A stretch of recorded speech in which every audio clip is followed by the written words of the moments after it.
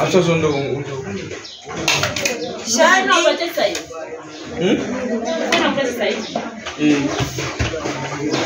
Alguém não foi ocupado.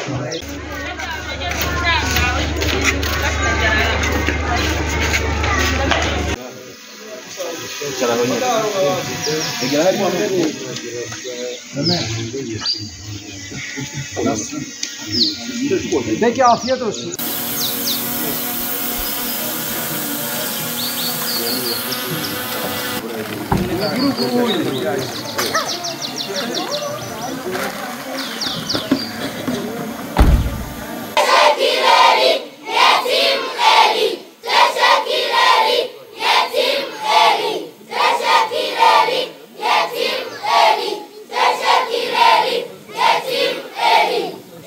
Bismillahirrahmanirrahim. İnsani Yardım Kuruluşu Avrupa Eğitim Evi olarak dünyanın en yoksul ülkeler arasında bulunan Burundi'deyiz. Buradaki kardeşlerimize biraz sonra ikram edeceğiz.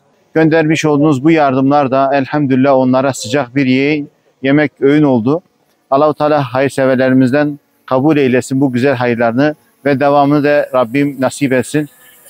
Afrika Burundi'den şimdilik Allah'a ısmarladık. Allah'ın selamı, rahmet ve bereketi, lütuf ve inayeti üzerinizden eksik olmasın inşallah.